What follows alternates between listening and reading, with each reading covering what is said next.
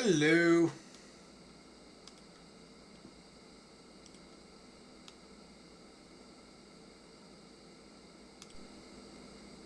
Alright. Testing the settings. Alright. Testing the settings. Alright.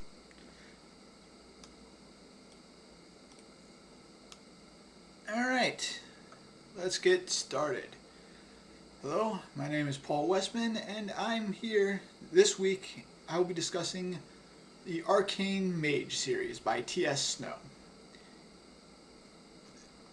It's a shorter series than what I normally do, but it's still pretty good and it has some fairly interesting concepts that it works with. Alright.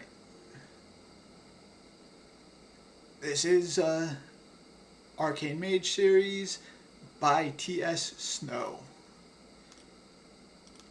Alright. It is an urban fantasy novel, and it is also a romance. It's the first romance I'm doing. Some of the subgenres for the romance that it is under is it's called a slow burn and reverse harem romance. That means basically one female with multiple male love interests.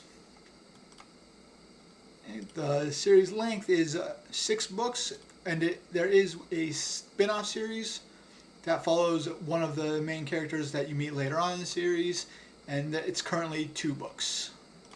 The main series is finished, so if you want a whole story, it's right there for you. It's a pretty easy read, so takes place in a modern era. No specific time frame is given, but there are cell phones and other various technologies in use. It is located in New York City, specifically, or it's located in the United States, specifically New York City. Alright, now let's talk a bit about the magic system itself. There are 7 forms of magic in this universe. They are elemental magic, illusion magic, runic magic, divination magic, dark matter magic, soul magic, and necromancy. Alright, now whenever somebody uses magic, it is sourced from their own personal energy, so they can't really pool magic from the environment, and they can't channel more than what they have. That causes a severe limitation upon what kind of magics they can use and how powerful they can get. Now, when magic is used, there is a visual sign that they call an activation circle. And when magic is used and when the activation circle is present, it does require a lot of focus on the intent of the magic. Not all magic does things the same way, and there are many a variety of uses that you can use magic from different types to accomplish the same goal, pretty much. Alright. Now we get into the magically enhanced technology, or the MET, as is commonly referred to in the book. This is one thing that really sets this series apart from other series that I've read, because this is where magic and technology are sort of fused together to enhance both, and they complement each other in a way that most urban fantasy tries to stay away from. But basically what MET is it's sort of stand-in for an old, like a wand in many fantasy series, but it's technology based and it requires programming. These METs are programmed by magical engineers and not necessarily battle mages. And what it does is it allows mages to access types outside of their specialization, which we discussed earlier. Yeah. So what this does is, normally if you were an elemental mage, all you could ever do is cast elemental magic. Whereas using your Met, you can also cast different types of illusions, or maybe you can input some sort of runic combination in there, which would allow you to use runic magic. So it vastly increases the versatility of the mage, and there are no actual downsides to using this. Another major benefit to the Met is that it allows you to cast spells more efficiently.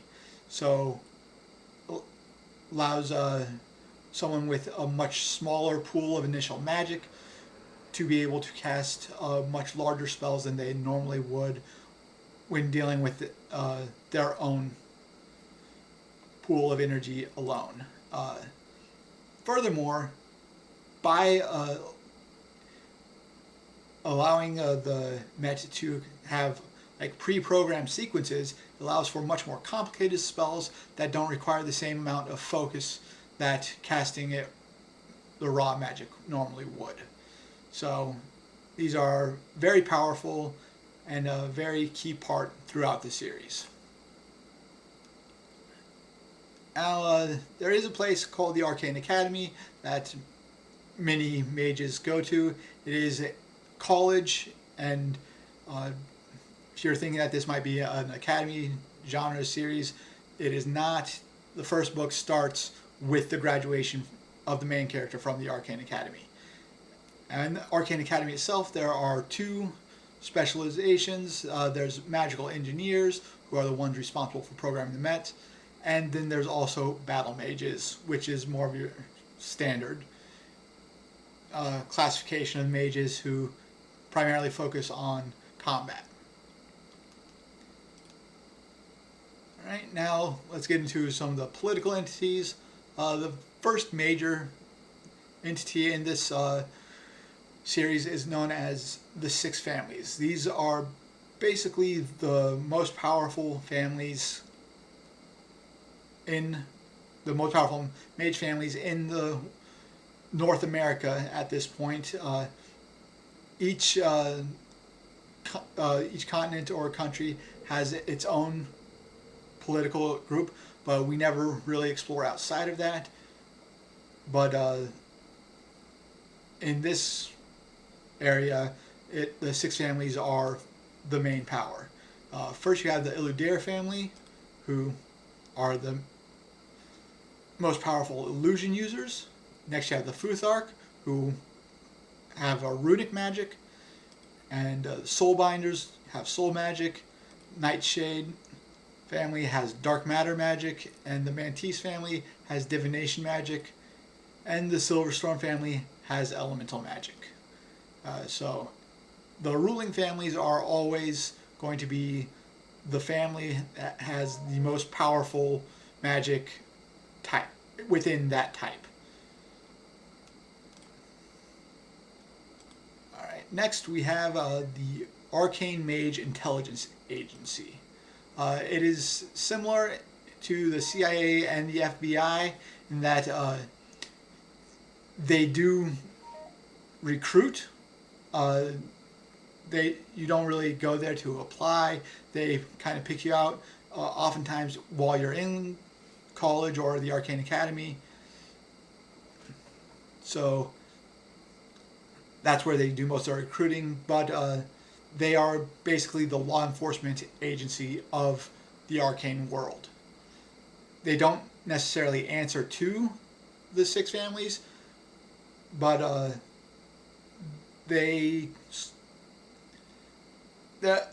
it's a given that they do answer to a higher authority, but most of the non-magical humans in the world aren't really discussed, so it's not very clear exactly where that is. Now, one thing that is important to note is that the AMIA does not recruit the heirs to the Six Families, because that shows, well, that would give at least the pretense of a conflict of interest, where the agency wouldn't necessarily want to arrest someone who's a direct or who's about to be in charge of one of the ruling families. Next, we have the Resistance. They are the bad guys throughout the series. Their stated goals are basically they want to overthrow the six families, and while their public face is that they want to replace the six families with a less corrupt, more democratic system. People with most intelligence coming out of the Resistance feel that they are more priming themselves to take over for the six families or to become one of the six families rather than just replacing it with a more equal system. Next, we have the Necromancers. If you remember from when I was talking about the types of magic, there were 7 types, but only 6 ruling families. The Necromancers are no longer a part of the ruling families, and we'll get into that in a minute. But they are commonly considered evil, and they are fairly vilified throughout the United States. They are led by the Tumba family, and like I said, they used to be members of the ruling family until the Necromancers' War. But when that happened, the other families united against the Necromancers, kicked them out of the ruling families, and started an extermination campaign pretty much, where even being a necromancer was considered criminal.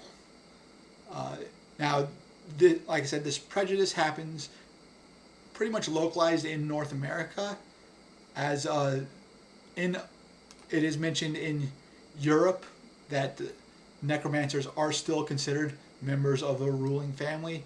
So, alright. Now, for the reason for this entire rift is the Necromancers' War. Happened roughly 60 years ago. Previously, that number is mentioned multiple times. However, in other parts of the series, it's made to seem like it might have happened even longer ago. But the definitive number that is given is roughly 60 years previous to the present books. What happened was the leader of the Necromancer families, Augustus Tumba, he went around murdering a bunch of people, then raised them up as an undead army and tried to overthrow the other 6 families and take all the power for himself. That caused the other families to unite and to become far more stringent, and by unifying their power, they were able to successfully stop him from accomplishing his mission, but it also left a great deal of prejudice and caused basically extermination of the necromancers in North America. Now, it is mentioned that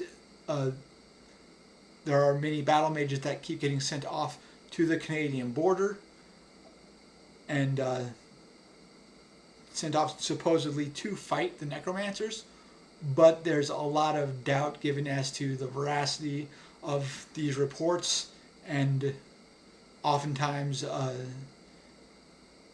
it's seen as another sign of corruption, even though they're trying to use the threat of the necromancers in Canada as an invading force, and that's their excuse to ship off battle mages somewhere. That's never really explored in the confines of the series, but it is brought up and likely left as an open end to allow T.S. Snow to write more books. Alright, now let's get into spoiler-free discussion of Book 1, which is chaotic. Takes place in New York City, and also said, like I said, it starts at the Arcane Academy, where main character Charisma Carpenter, she is the primary character and the sole female of the reverse harem trope that goes through. Yeah, she is a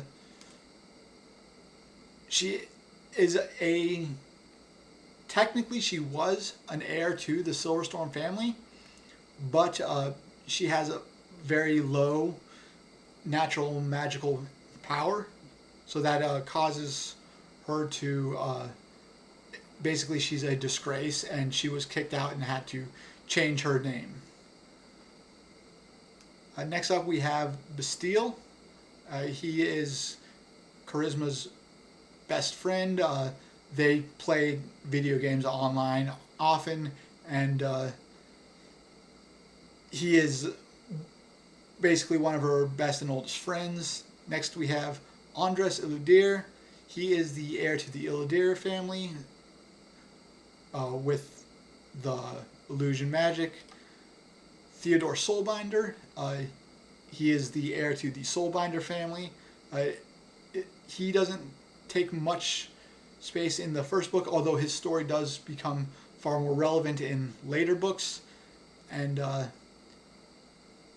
he is an ex-boyfriend of Charisma, but they broke up like 2-3 years prior to the start of the series. So next we have Blaze Futhark. He's the heir to the Futhark family. You're catching a trend on these. Theodore and Andres all actually are graduating at the same time as Charisma, but the three of them are graduating as battle mages, whereas Charisma is considered one of the best magical engineers. And last we have Logan Nightshade. He is the heir to the Nightshade family, the ruling family in charge of the dark matter magic. He is a couple years older than the others. They say he graduated earlier than they did, but he's currently running his company, and he's basically in charge of the entire family at that point. Now, the way the book starts is, like I said, it starts with Charisma and a few others graduating from the Arcane Academy, and what this does is this allows Charisma to have the certification to make her METs legally, because in the world, if you don't have an actual degree with magical engineering, any of what you make is not technically legal to own or sell. So she is considered a genius magical engineer, although not necessarily the best. There are others that are mentioned later on in the series. But in book 1, we start with the graduation, and then, since she's graduated as a magical engineer, all of a sudden everyone wants their own MET that is made by her, because she is considered one of the best. So that is roughly how she meets or interacts with most of these men originally. But then her association with the AMIA actually leads her into direct conflict with the Resistance. Now, she doesn't actually go on many of the active parts of an agent, even though she is considered one of the best with her MET, but she is always on the tech side of things. So that's another area where this story is a little different from others. But the main source of conflict is Charisma's connections to the AMIA lead her in direct conflict with the Resistance, and then the Resistance ends up killing one of the agents who was a good friend of hers. So she ends up having to do some investigation and in trying to basically bring her friend's killer, to justice. That's pretty much where the book starts, and it's a very good series. It's definitely not for children. Like I said, it is a romance novel. There is some fairly graphic sex scenes described, but in all honesty, it's a good series, even if those weren't a part of the book. It's got a good story, very interesting characters, and I would recommend it to anyone if you're interested in that kind of story. So that's it for this week's series setting breakdown. Next week, I think I'm going to be going through the Elemental Assassin series by Jennifer Estep. All right, and I will see you then.